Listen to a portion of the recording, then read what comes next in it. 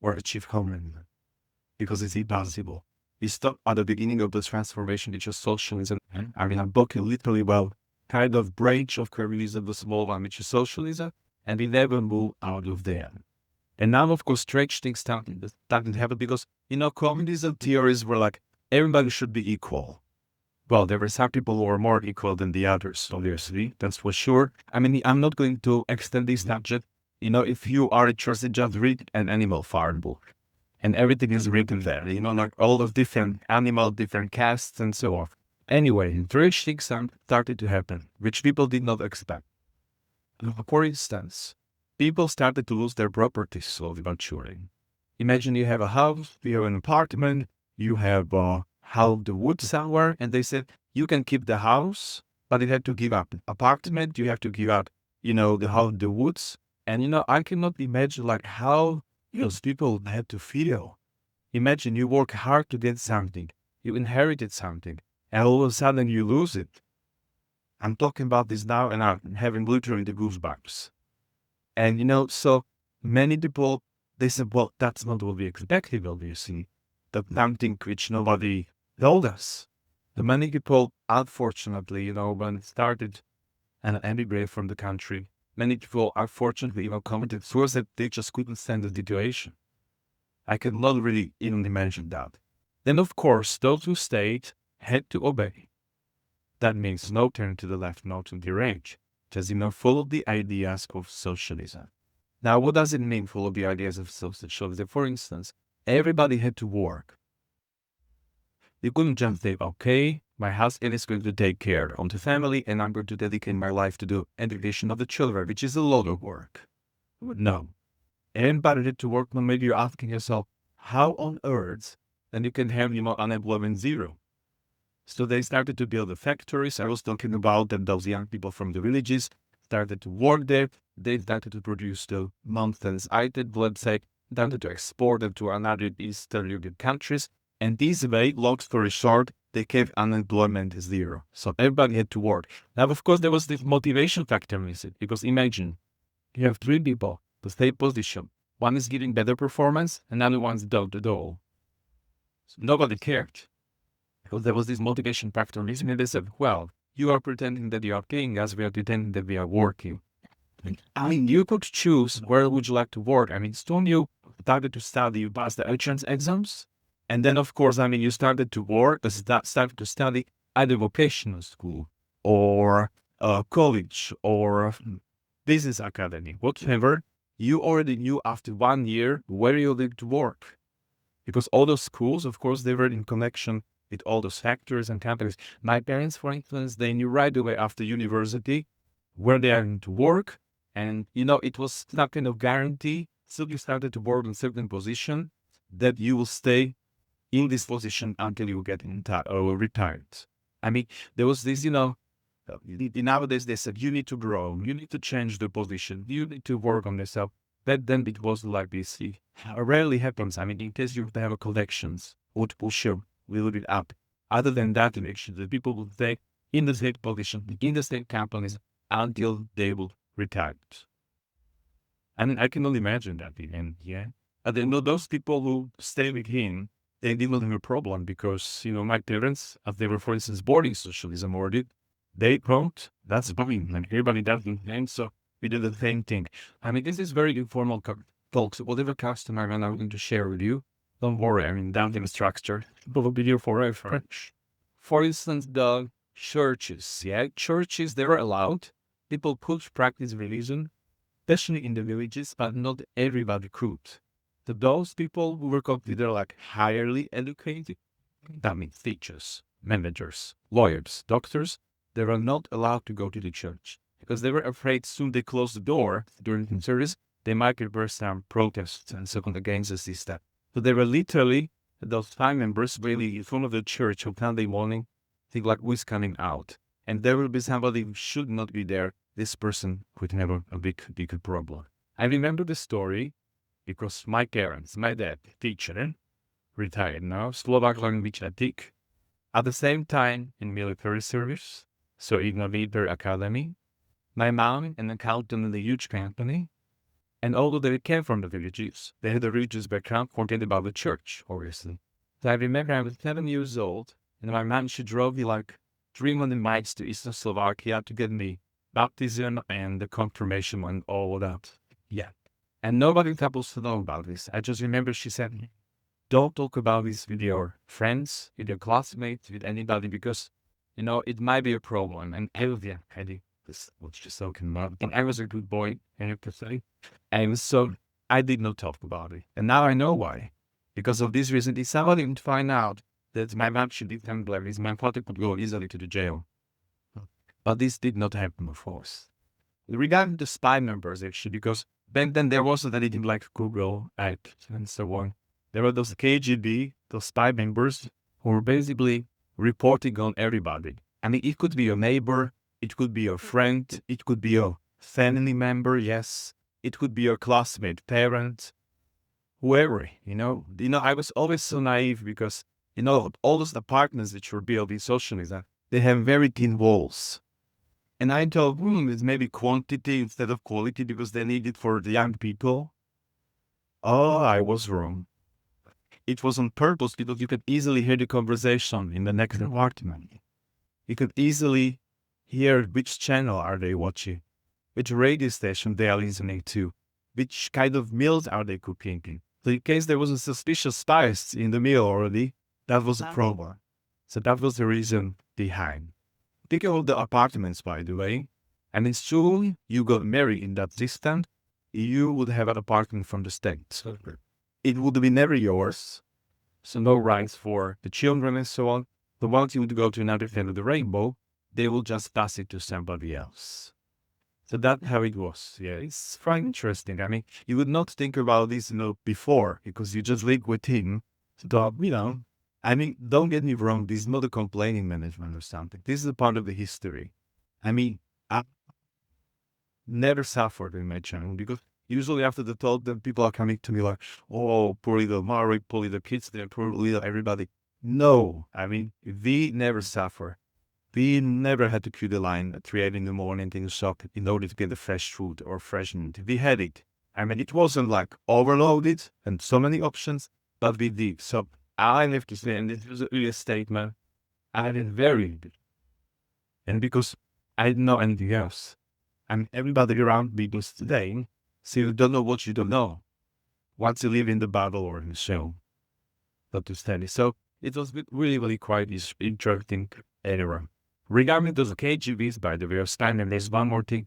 So that system collapsed, we realized in our family that one of my uncle, he was a spy member.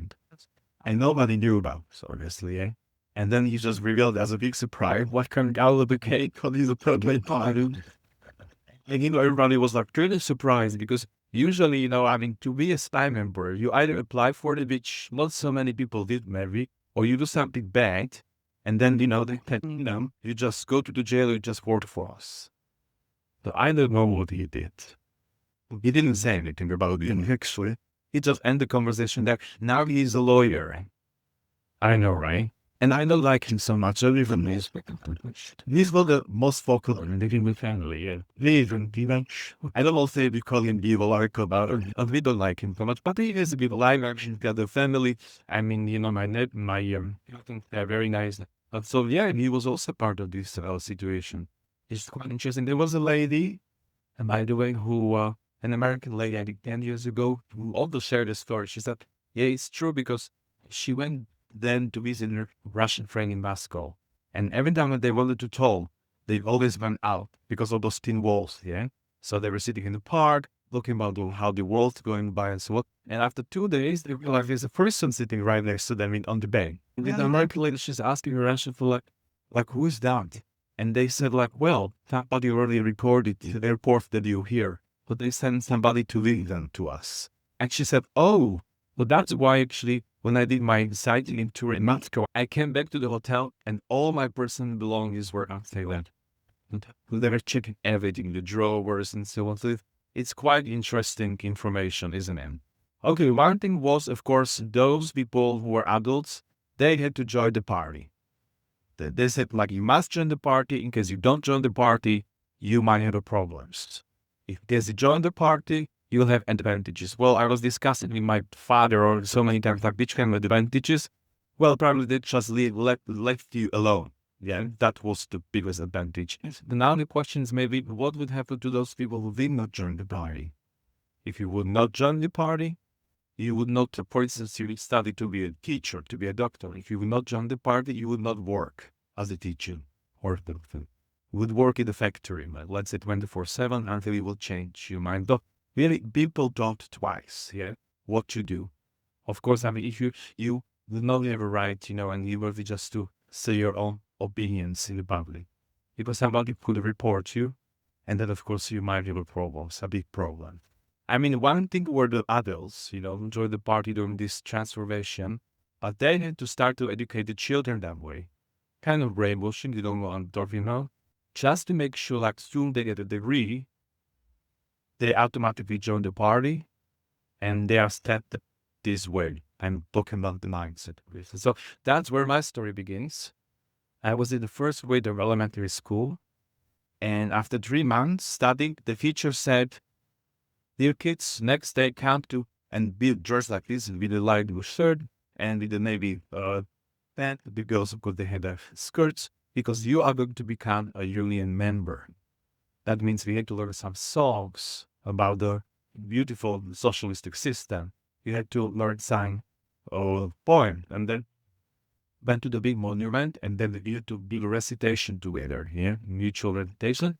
And as a reward for that, we got those red pins, like red pins in a star or in the shape of star, and we were very proud of us because we were convinced that's the best thing could have ever happened to us. But I'm very honored, so yes. But that's how we looked like. So that was the first stage, first grade of elementary school.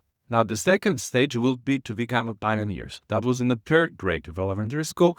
New songs, new poems, bigger monument, and as a reward, those red star spins were replaced by the red scarves.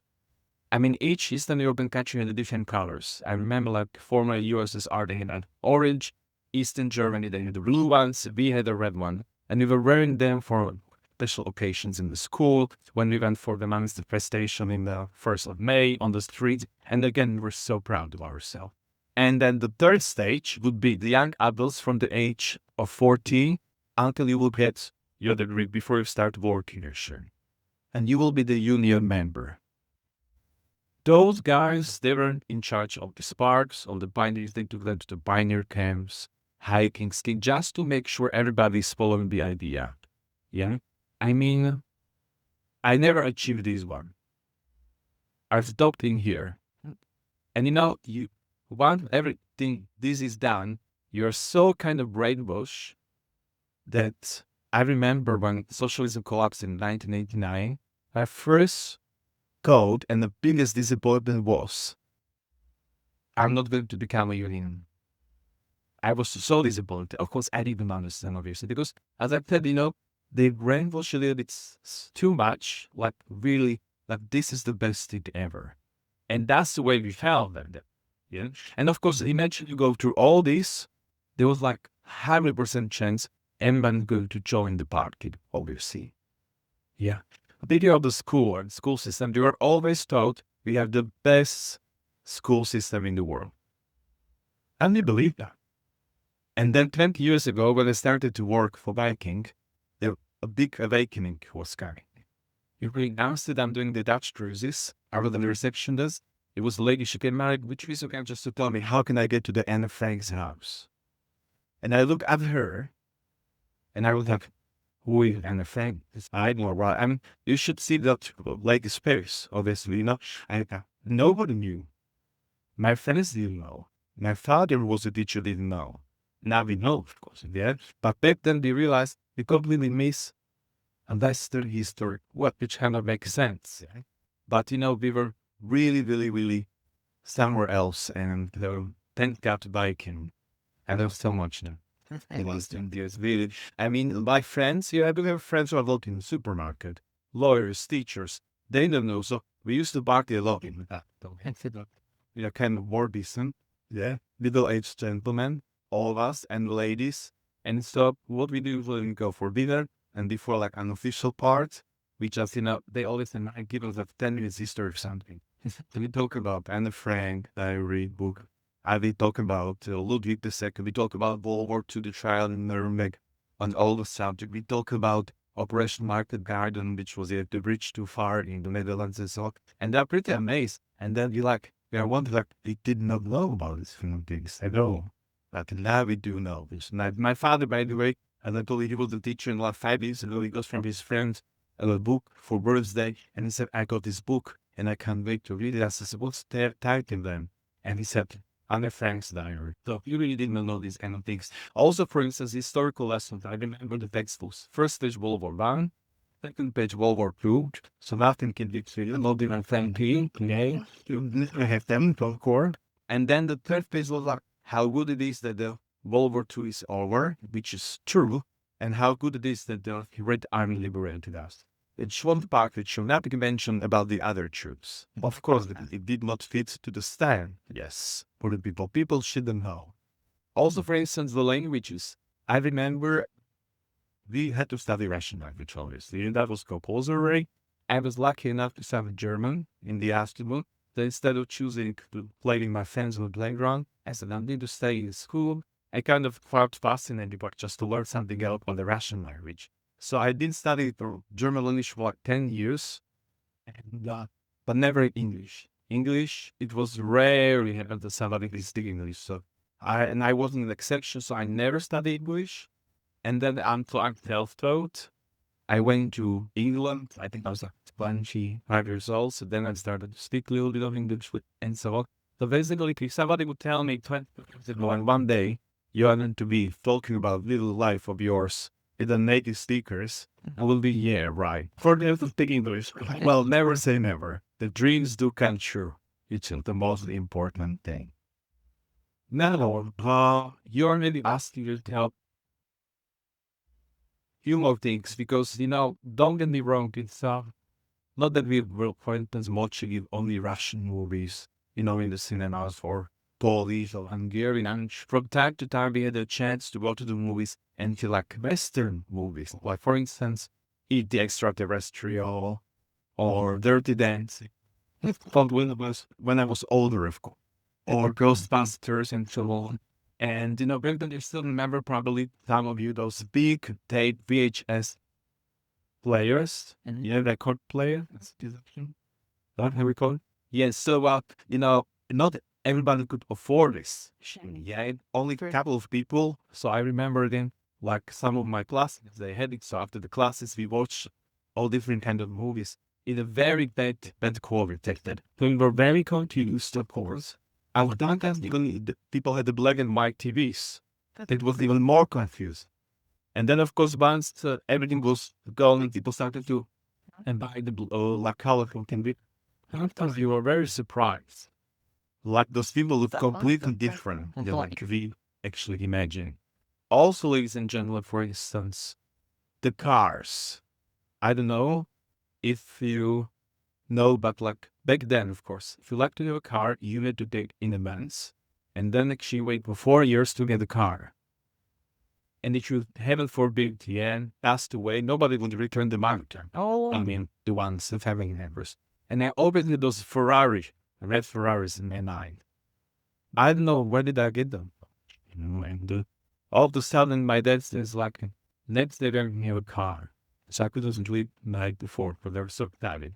And then next day, I looked out of the window in the morning, I said, I'm going to cry. My dad, we do not have a car. What? We have a new car, beautiful car. I said, yeah, but, calling you just do something about the color, those red Ferrari that we're talking about.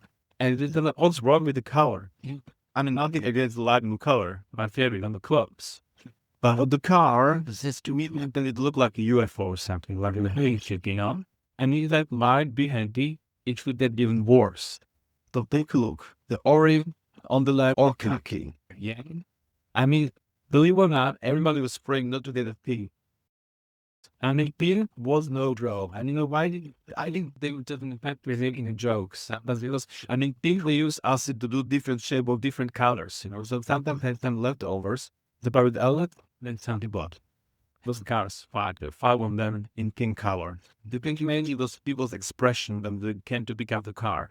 So they just drove quickly to the garage, the neighbors couldn't see it. As I said, they would not laugh at them, and they even more manipulative takes to read balloons. Yeah, because otherwise that thing was no go. Well, interesting, back then, not every family had a car, so that's why now, of course, we have a problem with the Israel and the roads, the structures, because the roads are very narrow. Nobody would know like one day the changes will come that the families will have 3 cars. And so now we do have a problem. So you can see, and it was quite very interesting. Now, for instance, TukTuk, yeah, there were the shops which in every big city they have it. You could buy like fancy spirits there, alcohol, cheese, yeah, Legos, Barbie. You could. Again, there was a challenge, yeah, because you had to pay with a different currency, which was bony, and every year you could exchange only the certain amount of this currency. So again, to get the Lego or jeans, you had to go like for 3 years to the bank to do so. So it was long. Maybe I was like 9 years old, and finally, after so many years of wishing to get a Lego, I found it on the Christmas tree. Little gas station, and put him in the box, and then down very low, feeling well movement. And take it out of the drawer and put it together, and there's nothing in the door, but I live in the village. And I just put it back, everything perfect to the drawer, and nothing happened. So that time it goes. So really, I mean, it was different. And also, like we couldn't travel all around the world. Yeah, and we could travel to Eastern Europe. We couldn't even travel to Yugoslavia because back then Yugoslavia they had Tito, and he was some kind of benevolent dictator. So we had very good relations, you know, with the Western Europe, with the States. So people back then from Yugoslavia they could travel all around the world without any problems, without any visas, nothing. I mean, us no. I mean, we could go to Hungary, we could go to Poland, we could go to Hungary and so on. But we didn't know that much about Western Europe. We didn't know that much about America. Me, again, like 11 years old boy, I knew there is American. But for me, it was like, because without internet and everything, like 13 million light years away. Something unbelievable, yeah? But I knew there is a Ronald Reagan. I knew there is a Statue of Liberty. And the only thing, another one which I knew was there is Madonna. I mean, but that was it. Because we did not get that much propaganda, you know. People are asking probably, why didn't do anything about this? Well, with all the respect to Czechoslovakian nation, we are very nice people. I think we are very hardworking people, very supportive, and we are not the braves. And I mean, with all the respect, it's making a good thing. We are the ones who will wait like somebody else can't really support. And you know what happened actually? In 1950, you learn about the relation. Then nothing's changed. Many people emigrated. Unfortunately, very many people got killed. Nobody, I mean, police, the system didn't cooperate with that. And so that's why, like, Czechoslovakia, they said, why we should do something more, yeah? But then what happened, actually, that was in 1967. Gentleman Alexander Czech, you probably heard about him. He became a new leader of Communist Party. And he let give people a chance to travel all around the world. Let give people a chance to open their own businesses. Let them just change something. I mean, they could have institutions which would, you know, be controlled by the state, by the party, but let just give them all freedom. Something like social democracy.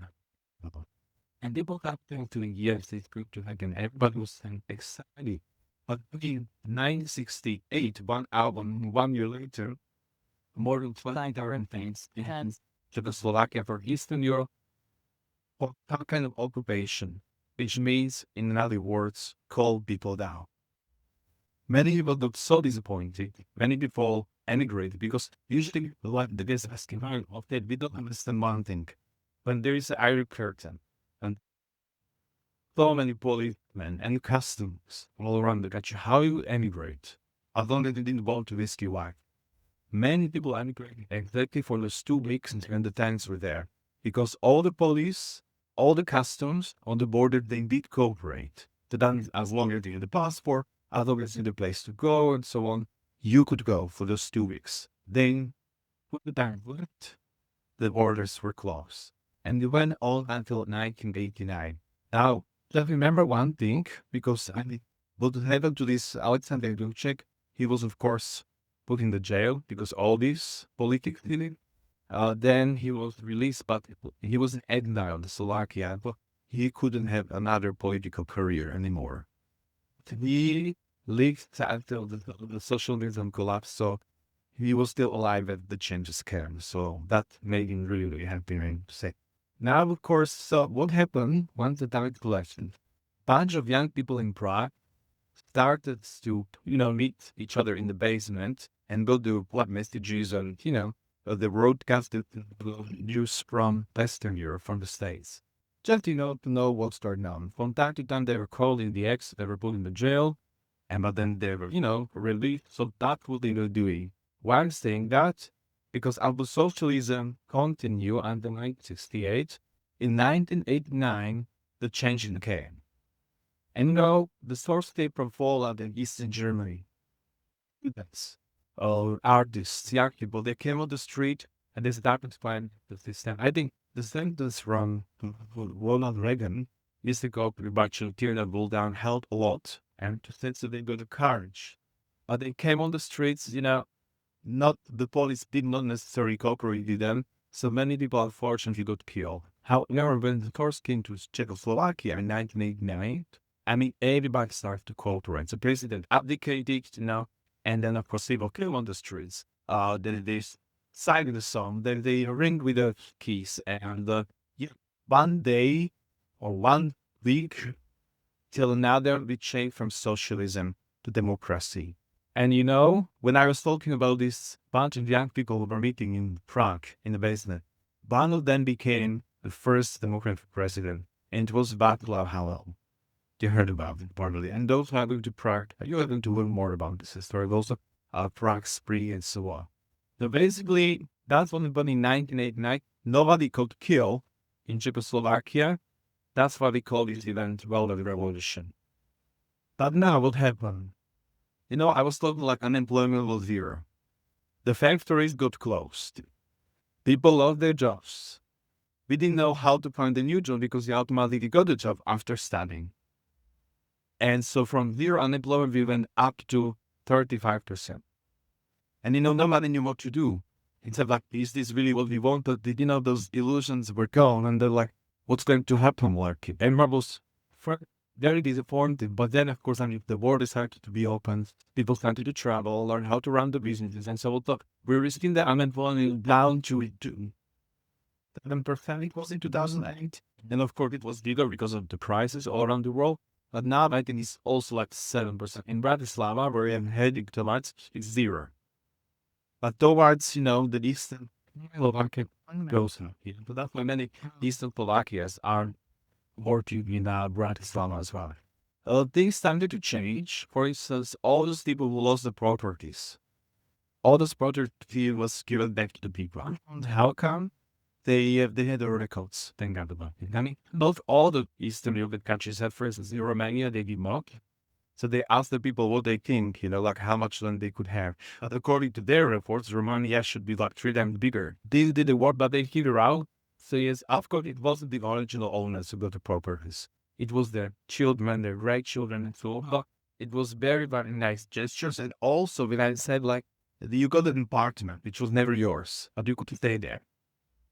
Those apartments, all of a sudden, the government decided the people can buy it on the day. So my parents, when in 1991, bought a 3-bedroom apartment for 3,000 euros. Wow. Ridiculous, right? Now the value is, let's say, 250,000. So that's what happened. And I think that was a good gesture, a good thing to do for people here after all this. And just to finish the story, in 1993, of course, we broke and we were Czech brothers. Many people ask you why. What have become? 80% of money there, like American English and British English, or that. We are alike. We look alike. We have the same culture. We like each other. Czech Republic is more industrial country, Slovakia more agriculture. So we could work fine. But then actually, it was something more political, I have to say. Still, we were Czechoslovakia with 2 prime ministers. And they kind of, labor. Nothing which happened. They said there was a referendum, but then they said, it was not recognized. Anyway, long story short, nobody knows officially what happened. But in 1st of January 1993, this broke up. we needed peace and love, and now we love each other even more because we have families there and vice versa. So it's fine. Then in 2004, we joined European Union and NATO. In 2009, you convert to euros. So from now on, you can get the euros in the certified ATM machines, of course. You don't go to those people at the ATM. And yeah, I mean, we have a big many problems, like every other countries. But why should I talk about it, you know? I'm one of those very positive people.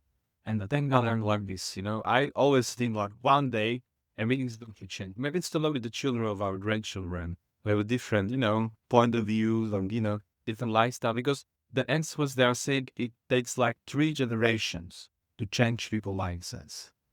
And it's true that even I have friends in my age who are, and they never traveled there, that they still kind of leaning towards that. Oh. So that's why, of course, I never talk about this. But quite interesting to know because usually people are asking, like, what about those, especially elderly people, like, how did they adapt to the new system? Well, I have to say, and it's true, many of them, they say, well, they felt more of the cures. They told that, they will never have problems and so on, like, at the age of life whatsoever. And, but so many people are like this, especially elderly, Then, for instance, my dad, I mean, he's 72 years old, as I said, so relatively young dad. So.